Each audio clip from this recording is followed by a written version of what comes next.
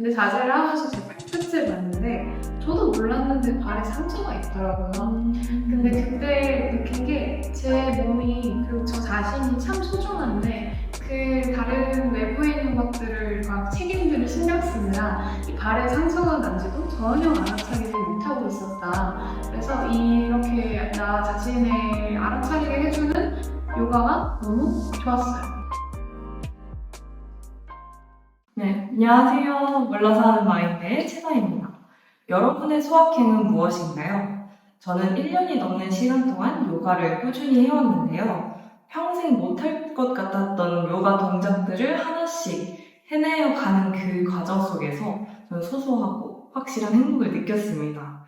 그리고 호흡을 통해서 생각과 감정이 정리되는 느낌을 받은 것도 되게 매력적으로 느꼈어요. 그래서 제가 처음 요가를 시작했을 때는 이제 요가 선생님 하면 떠오르는 이미지가 뭔가 요가 동작을 완성시켜주는 사람 정도였습니다. 그런데 보니 선생님께서는 제가 처음으로 요가 마인드로 사람을 대하는다 라는 거를 느끼게 해주신 분이었습니다. 제가 처음 요가원에 왔을 때 저한테 이름이 뭐예요? 라고 여쭤봐 주셨어요. 그때 그 질문에서 한 명의 사람으로 봐주시고 있다라는 것을 느꼈습니다. 이제 그 뒤로도 요가 마무리 동작인 사바사나를 할 때마다 저희 한 명 한 명을 위해서 무릎을 꿇고 오이를 떨어뜨려 주시는 그 모습에 누가 누군가를 위해서 이렇게 기꺼이 낮은 자세를 취할 수 있다는 것에 되게 큰 감동을 받았었어요. 그래서 오늘은 본인 선생님과 함께 요가에 대해서 몰라서 하는 말들을 이어가 보려고 합니다. 반갑습니다. 나마스테. 그럼 선생님 한번 본인 소개 좀 부탁드리겠습니다. 네. 안녕하세요. 요가 명상 안내자 보니입니다. 미국에서 에이핀 요가라는 요가원 운영하고 있고요. 요가원에 수업을 하고 또 운영을 해오면서 이렇게 가연님을 채단님을 만나서 또 감사한 기회로 이렇게 만나 뵙게 되었습니다. 오늘 요가에 대해서, 명상에 대해서 좋은 이야기들 많이 나누고 갈 수 있도록 해볼게요. 선생님이 하신 소개에 앞서서 제가 먼저 선생님 소개해드렸잖아요. 네. 어땠어요, 소개가? 정말 섬세하게 잘 봐주셨다. 이게 요가 수업의 모든 과정에서 제가 의도하는 전달하고 싶은 것들이 있거든요. 이제 예를 들어 사바아사나 때 누워 계실 때 한 분 한 분께 완전히 평온하게 이완되실 수 있도록 아로마 오일을 어깨에 드린다거나 향을 이렇게 퍼뜨린다거나 할 때 제가 무릎을 꿇는데 그 의도가 정말 진심으로 할 때 한 분 한 분 행복하시길 바란다는 마음을 담아서 하거든요. 그래서 사람을 위하는 그 동작으로 의도를 파악해 주셔가지고 되게 잘 봐주셨다고 생각했어요. 네. 요가 하면 가장 많이 듣는 질문들이 저는 몇 가지 있다고 생각을 하거든요. 이제 그게 3개 정도가 저는 있는데 나 유연하지 않은데 요가 할 수 있어? 이거랑 요가 하면 살 빠져? 이거랑 그리고 요가 할 때 뭐 입고 가야 돼? 네. 이렇게 3가지가 저는 제일 많이 들려왔었어요. 네. 실제로 처음 요가 하러 오시는 분들이 대부분 그런 말씀을 한 번씩 해주시는 것 같아요. 너무 뻣뻣해서 제가 못 따라가면 어떡하죠? 너무 유연하지 않은데 괜찮을까요? 이런 질문들을 주시는데 유연하지 않다, 뻣뻣한 부위가 있다. 그러실수록 요가를 더 하는 게 필요합니다. 그리고 사실 그 요가 동작을 일컫는 산스크리트어가 아사나인데 근데 그 아사나를 할 때 모양을 똑같이 만드는 건 크게 중요하지 않아요. 그래서 앞으로 숙이는 자세를 할 때 내가 살짝 다리 뒷면인 파이트에서 앞으로 깊이 숙여지지 않더라도 이제 비슷한 부위에 자극을 느끼고 있고 또 숨을 계속 깊게 마시면서 조금씩 내가 있는 상태를 받아들이고 그 안에서 조금 더 깊게 들어가는 것만으로 요가거든요. 두 번째 질문. 네. 요가하면 살 빠져? 요가하면 살 빠져는 살이 빠지는데 기여를 해요. 근데 어떤 식으로 기여를 하냐면 전체적인 순환에 확실히 도움이 되고요. 그래서 제일 좋은 조합은 요가를 하시면서 유산소 달리기나 강한 유산소를 같이 하면 더 잘 빠지시거든요.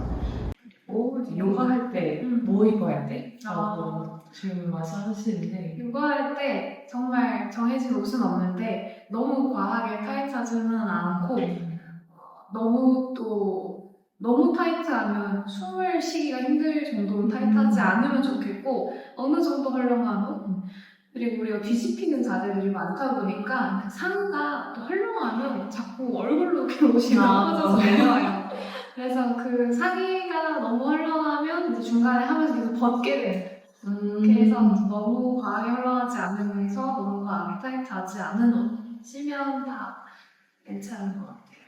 요즘에 제가 일부러 제가 맨날 입는 요가복을 입고 왔는데 이런 뭐라고 하죠? 절바지? 조거 팬츠. 네, 조거 팬츠를 제일 많이 입는데 이거 그냥 제 개인적인 질문이거든요. 선생님들이 이제 동작을 잡아주실 때 네. 이거는 헐렁하잖아요. 네네. 근데 안에 그러니까 동작이 잘 되고 있는지 보기에는 레깅스가 좀 더 적합하지 않나요? 네, 잘 보여주는 건 레깅스긴 해요. 근데 이 정도의 폭을 가지고 있는 조거 팬츠면 오금을 구부렸는지 무릎을 구부렸는지 정도는 보이거든요. 그래서 그런 건 괜찮아요. 저도 조거 팬츠 입고 있습니다. 네. 제가 최근에도 질문 드렸던 게 요가가 궁금한데 어떤 요가를 들어야 될지 모르겠어요. 이렇게 질문을 했어서 만약에 뭐 원데이 클래스를 가거나 네네. 처음 등록을 했는데 이제 요가 종류가 너무 많다. 그럼 난 어떤 걸 먼저 들어야 될까? 라는 거를 이제 사람의 선호도에 따라서 좀 설명을 해주시면 좋을 것 같아요. 알겠습니다. 요가의 정의는 마음의 변동을 멈추는 것이에요. 요가의 정확한 정의는 마음의 변동을 멈추는 것. 그래서 마음의 변동을 멈추는 그 단계를 8가지 단계로 안내를 하고 그 안에 세 번째가 우리가 움직이는 요가예요. 그래서 요가를 한다. 내가 원데이 클래스를 가고 싶다. 아시탄가 비냐사 하타 중에 뭘 할지 모르겠다. 라고 하는 그 고민들은 전부 이제 몸으로 하는 요가 아사나 단계고요. 8가지 단계를 통해서 결국에 마음의 변동을 멈추는 즉 이제 평온한 상태로 이르는 요가입니다. 아시탄가는 엄밀히 아시탄가 비냐사라고 하는 요가인데 고정적인 시퀀스 안에서 강도 높게 수련하는 스타일이에요. 전 세계 공통인 만큼 노래도 아예 없고 배경음악 없고 정확한 템포, 정확한 아사나 절도 있게 잡동작 없이 착착 움직여줘야 되는 게 아시탄가입니다. 그래서 아시탄가는 추천드리는 분들은 근력 운동을 잘 해오셨던 헬스 웨이트 트레이닝 아니면은 남성분들 하시는 거 추천드리고요. 또 이제 주기적으로 루틴성으로 항상 같은 동작들을 반복하게 되면 같은 동작 안에서도 매 순마다 느껴지는 바가 다르거든요. 그래서 같은 동작을 계속 반복하면서 나의 성장 또는 이제 나의 살아가는 흐름들, 변화들을 더 잘 파악할 수 있는 장점이 있습니다.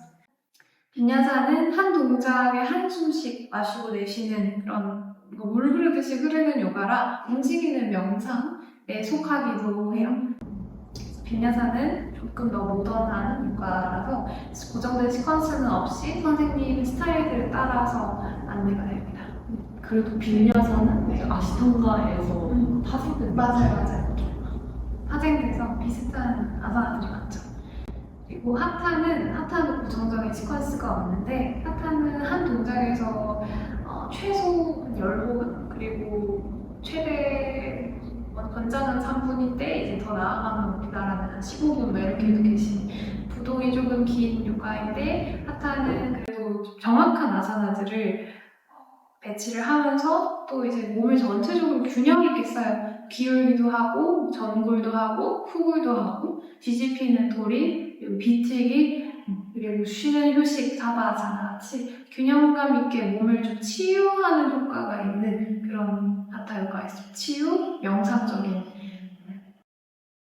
그러면 이렇게 많은 정보를 주셨는데 네. 요가는 언제 시작하시게 된 건가요? 제가 요가는 9년 된 것 같아요. 9년. 처음 시작한 건 대학생 때인데 대학생 때 여성 커뮤니티 센터 이런 게 있었어요. 여성 커뮤니티 센터라 여학생들이 쉬는 시간에 쉬는 휴게실 같은 게 있었는데 거기서 요가 프로그램을 되게 저렴하게 열길래 당시에 또 대학생이고 정말 용돈도 되게 얼마 없으니까 저렴하게 운동을 할 수 있다니 라는 마음으로 요가를 처음 시작했었고, 그때 처음 시작하면서 조금씩 더 취미로 더 깊게 발전을 시키다가, 당시에는 교환학생을 가든 아니면 여행을 가든 한 달살이를 하든 옮겨다니는 일이 굉장히 많았어요. 20대 초반, 중반 뭐 이러니까.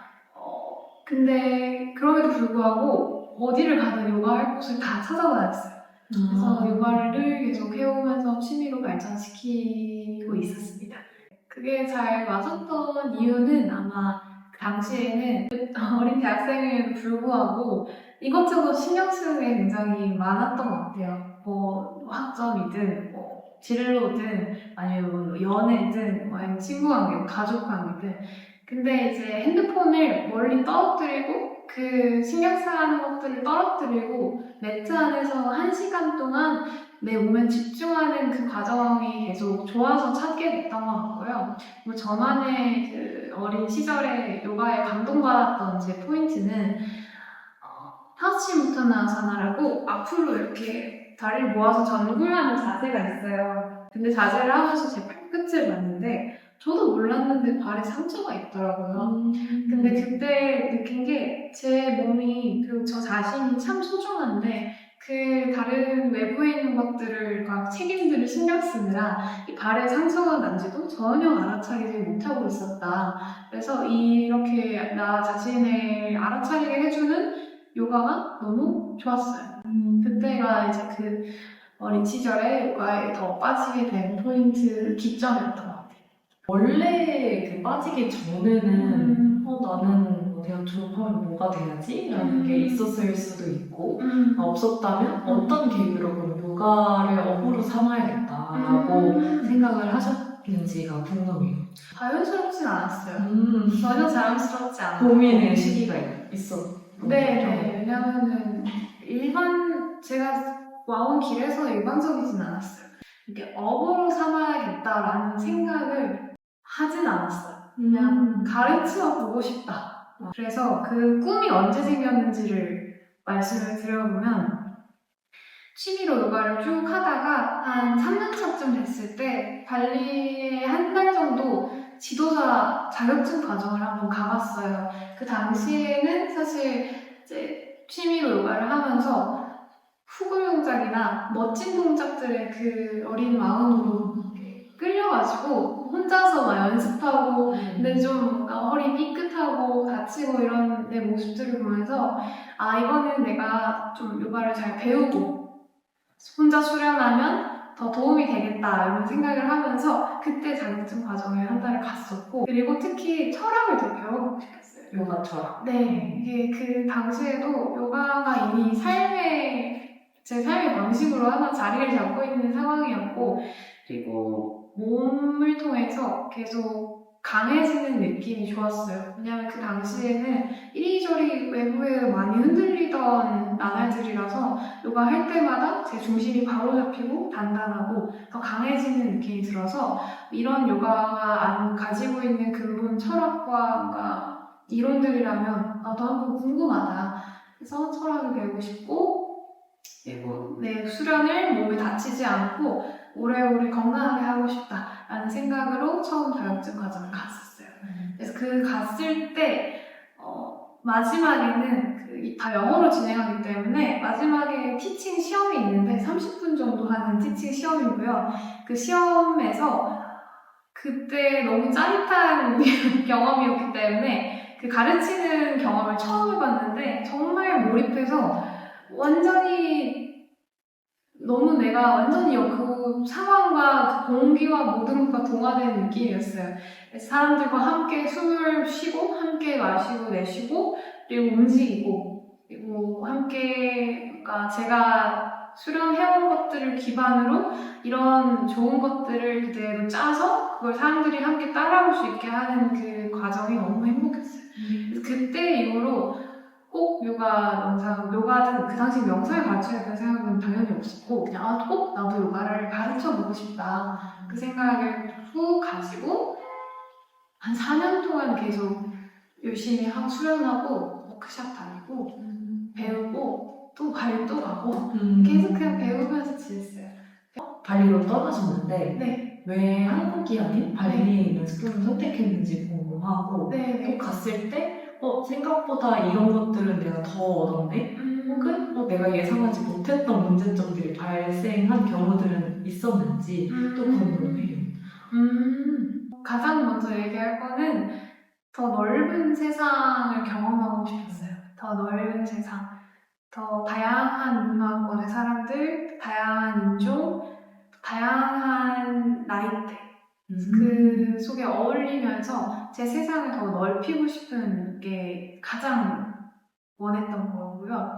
두 번째는 삶에서 동떨어져 있을 필요가 있다고 생각했어요. 왜냐하면 지도자 과정을 국내에서도 할 수는 있지만 국내에 제가 몸이 여기 있는 이상 제가 해야 하는 책임들, 가족 관계들 이런 책임들이 사실 완전히 떨쳐낼 수 없어서 온전히 제가 제 수련과 성장에 집중할 수 있는 방법은 이게 진짜 이게 진짜 현재 존재를 그냥 해외로 떨어뜨리는 방법이라는 생각을 했고요. 그래서 밀도 있게 수련하고 싶었다, 집중하고 싶었다가 두 번째, 그리고 세 번째는 당시에 또 열심히 알바하고 인턴하고 해서 모은 돈을 다 모아서 투자하는 거였는데 같은 비슷한 가격에 숙식이 해결되는 이제 발리 요가 지도자 프로그램이 더 좋더라고요, 저는. 그래서 그 세 가지 이유가 가장 컸고 실제로 정말 세상을 확장하는 정말 값진 시간들이었습니다. 한 달 정도. 네. 그래서 되게 영감이 되는 만남들이 많았어요. 그 당시에는 가깝게 지냈던 룸메이트 언니랑 이제 미국에서 온 언니가 있었는데 미국에서 온 언니는 회계 회사, 파이낸스 회사를 CEO로 CEO로 계시다가 은퇴하고 이제 요가의 삶을 걷겠다라고 하시면서 이제 오셨고 그리고 또 룸메이트인 언니는 프랑스 언니였는데 영국 언니였는데 영국 언니는 이제 바버샵 원장님이었어요. 바버샵 원장님. 이렇게 되게 다양한 배경에서 요가를 사랑하는 사람들이 모이니 또 배우는 것도 서로 많고 또 공감되는 것 자체가 요가로 이미 있으니까 되게 좋은 시간들이었어요. 그러면은 요가의 철학을 거기서는 어떤 것들을 좀 배웠는지 궁금해요. 또르는 이제 가장 처음 200시간 과정을 가면 거기서 알려주는 철학들은 정말 기본기들을 알려줘요.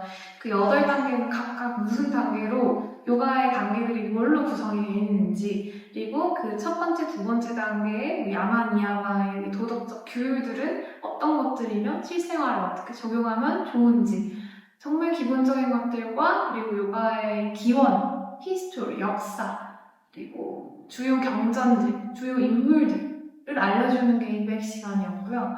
그리고 실제로 그 규율들이나 철학들에 대해서 논의를 하는 자리를 200시간은 아니지만 추후에 나중에 갔었던 과정에서 했었는데 요가에서 그 금욕이 있어요. 금욕이 있는데 금욕을 하는 사람이 실제로 누가 있냐 그런 논의들을 했었죠. 그래서 금욕이라든지 뭐 담배라든지 술, 담배 하지 마라 이런 건 없어요. 근데 금욕은 해라 이런 거죠. 금욕을 하고 이제 그 쾌락적인 욕구, 진짜 오감으로 느끼는 것들에 끌려가지 말라라는 거는 귤의 하나로 있었어요. 그리고 식사도 아마 욕구와 관련된 걸 것 같은데 완전 비건으로 생활을 해야 되는 거죠. 그럼 저 쥐났어요. 저도 비건 음식들이 대부분 다 비건이죠. 무조건 비건만 먹었어요. 제공되는 음식도 다 비건이고 다 비건이죠. 고기가 먹고 싶을 때 나가서 먹어도 상관은 없는 누가 뭐라 하진 않는데 본인 양심, 본인의 선택이죠. 내가 주말 일요일에도 비건을 쭉 유지해서 한 달 동안은 비건을 하겠어. 근데 이제 그 당시에는 왔다 갔다 했어요. 저도 비건을 유지하면서 일요일에는 닭을 좀 먹었나? 그랬던 것 같고.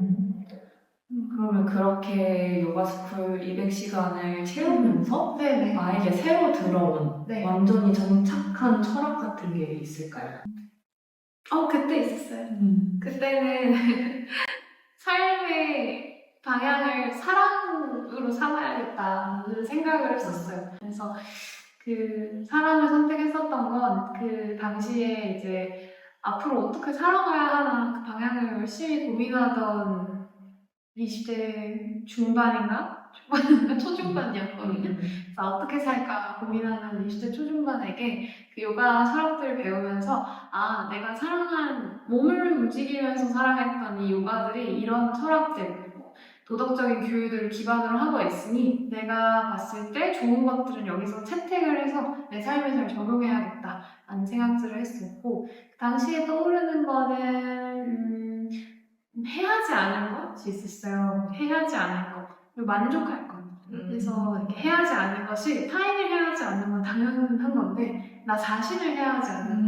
그래서 나 자신을 해야 하지 않으려면 나의 선을 정확히 알아야 하고 내 느낌들, 감정들을 잘 알아차려주면서 살아야 해서 뾰족하게 나의 느낌들을 알고 정말 온전히 나 자신을 머무르는 상태에서 내가 나에게 해낼 수 있는 것들을 하지 않고 그 면을 좀 그걸 가지고 왔던 것 같아요. 왜냐면 그 당시에도 그렇고 쭉 정말 헛슬하면서 살았거든요.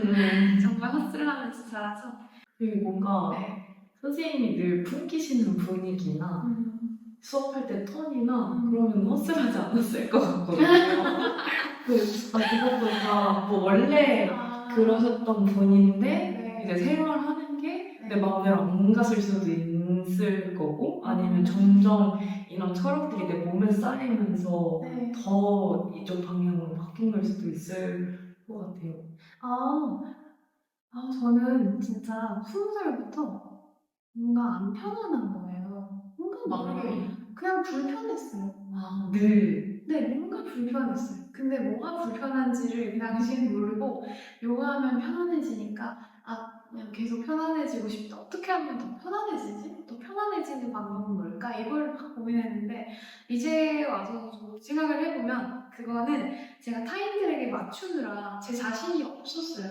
그래서 좋게 말하면 누구와 있어도 잘 어울리는 친화력이 좋고 배려하고 선하고 다정하고 이런 좋은 성질들이 있는 거지만 그럼에도 불구하고 이제 너무 내 선과 내 경계가 명확하지 않으니까 타인과 있을 때 이제 경계가 흐려지는 거죠. 그래서 뭔가 타인의 기준, 뭐 어떻게 말하면 한국은 또 되게 보편화된 기준들이 많으니까 한국의 평균적인 기준 이런 거에 더 끌려갔었던 것 같아요. 그런 면에서 계속 불편함을 느꼈고 불편함에서 나올 수 있는 앞으로 내가 나아가야 할 삶의 방향은 요가에 있겠다라는 생각을 본능적으로 했었던 것 같아요. 진짜 딱 돈을 받는 강의를 했던 첫날이 혹시 생각이 나시나요? 생각나죠. 어땠어요? 어떻게 보냈어요? 어떻게 구했냐고요? 그때는 친구랑 같이 원데이 클래스를 열었어요. 친구는 어떻게 보면은 친구의 지인이었는데 친구의 지인은 기획 경력을 쌓고 싶었고 저는 요가 티칭 경력을 쌓고 싶은 사람이라 둘의 니즈가 맞아가지고 그 당시에는 그렇게 협업을 했던 게 첫 수업이었어요. 그때 첫 수업 때는 정말 준비를 많이 했죠. 준비 한 3시간, 5시간 했던 것 같고 1시간 수업을 위해서 그리고 엄청 떨렸을 것 같아요. 네, 되게 떨렸어요. 그 첫 수업을 끝내고 네. 뭔가 나는 이제 앞으로 어떻게 해야겠다라는 초심 같은 게 생겼을까요? 그 당시에 첫 수업을 했는데 첫 수업을 하고 차방을 했어요. 이게 원데이 클래스였으니까 첫 수업을 하고 차방을 하는데 차방하시는 분 중에서 한 분이 수업에서 보니쌤이 숨을 쉬면서 길게 머무르면 조금 더 깊게 동작에 들어갈 수 있다라는 말을 해줬는데 그 의도를 온전히 이해했다. 실제로 내가 살아가는 삶과 일상에 있어서 급하게 조급하게 해내려고 하지 말고 조금 여유를 두고 기다려주면 오히려 일이 더 잘 될 수도 있겠다라는 생각이 들었다고 해서 저는 그 점이 사실 이게 요가 멘트 안에서 내 몸에 집중하면서 영상적인 집중과 효과도 누리지만 몸에 집중하면서 또 삶에 얻어갈 수 있는 배움과 나의 중요한 것들, 나를 지탱하는 뿌리들, 기둥들을 몸에 초용해서 체득하면서 얻어가는 걸 바랬거든요. 그래서 그걸 이렇게 또 직접 느껴주시고 또 용기 있게 말씀해 주셔서 저는 정말 기뻤어요. 그 말이 아직도 기억나요. 제가 예전에 선생님 인스타그램에 올라왔던 글 중에 인상 깊게 봤던 글이 그 니즈와 디자이어의 차이로 적어주셨던 네. 글이 있어요. 네. 그거에 대해서 좀 더 얘기를 해주실 수 있는지. 니즈와 디자이어의 차이에 대한 얘기는 당시에 제가 올해 300시간 수련을 발리 가서 했었는데 그때 철학 선생님한테 배운 게 정말 많았거든요. 뭐냐면 꿈과 희망을 품는 것은 현재 행복하지 않기 때문이다. 뭔가 찔리는 거예요.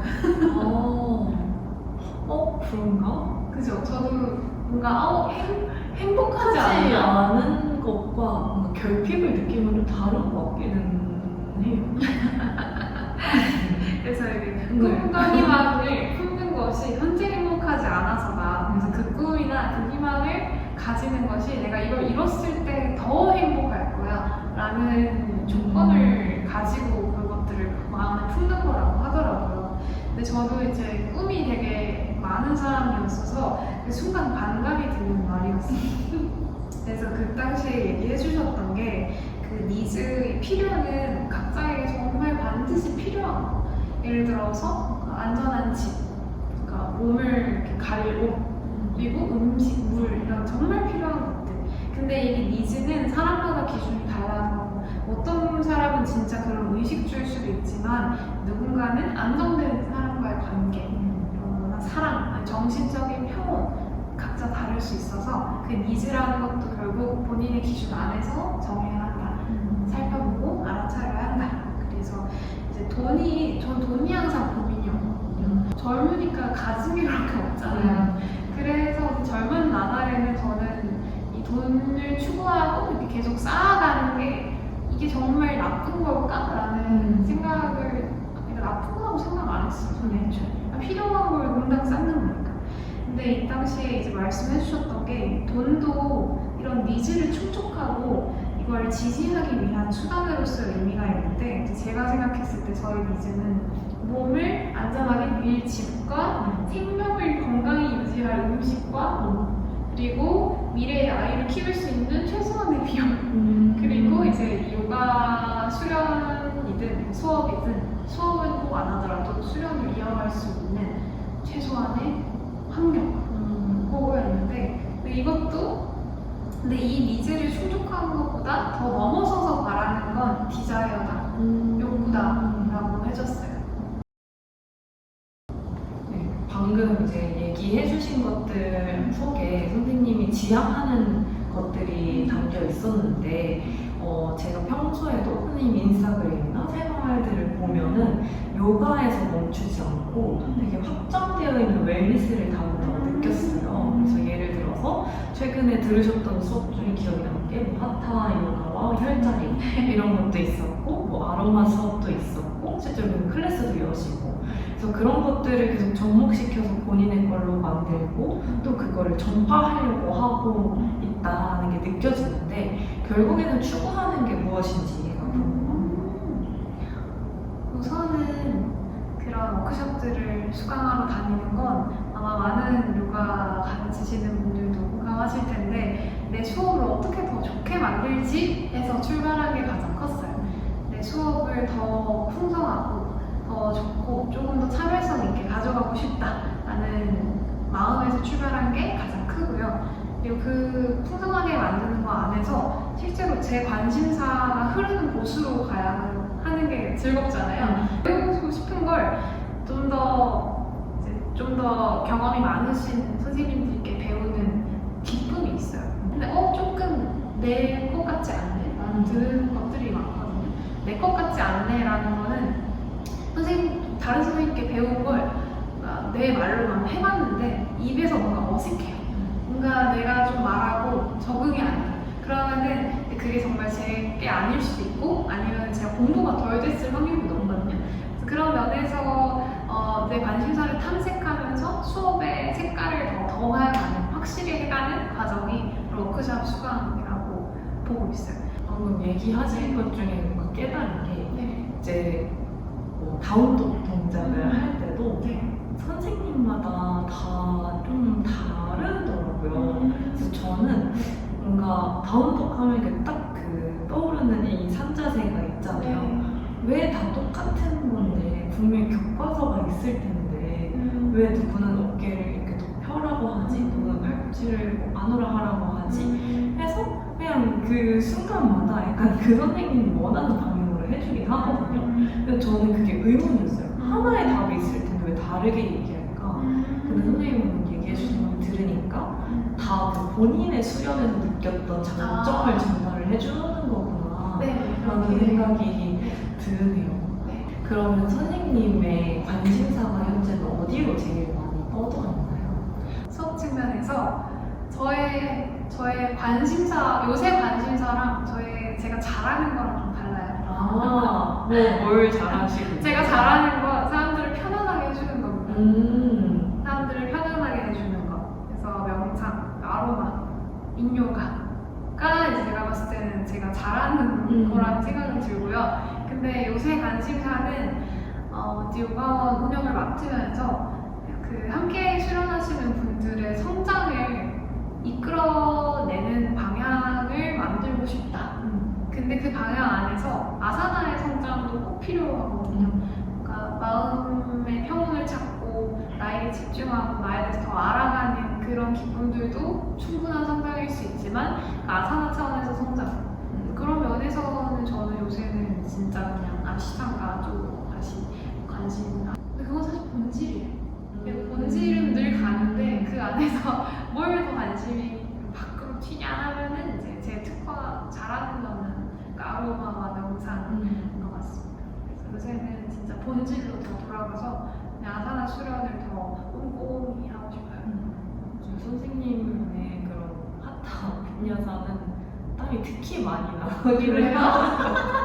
저는 그 첫날 선생님 빈야사를 잊을 수 없어요. 진짜요? 그러니까 빈야사 하면 좀 아시탄가보다는 좀 더 유연하고, 그러니까 수업 자체가 유연하고 그럴 줄 알았는데 제가 첫날은 아닌데 중간에 하다가 밖을 나간 적이 있어요. 땀이 너무 나서 수건을 안 가져와서 이걸 씻고 와야 할 것 같은 거예요. 그랬어요? 네, 그래서 손에도 제가 땀이 너무 많다 보니까 지금은 장갑을 착용하긴 하는데 없으니까 진짜 그냥 그 버틸 수가 없는 거예요. 그 정도로 많이 땀이 나서 본질에서 집중을 많이 하시는데 저는 또 되게 인상 깊었던 수업 중에 하나가 이제 두 번째 그 발리스쿨 갔다 오시고 나서 다양한 그 악기들을 사운드 힐링을 여셨는데 사실 발리에 계실 때 올려주셨던 인스타 중에 하나에 뭐 제 악기를 발견했어요 이렇게 올려주셨던 게 있는데 그걸 보고 수업으로 녹인다고 하셔서 도대체 이게 어떻게 나와요?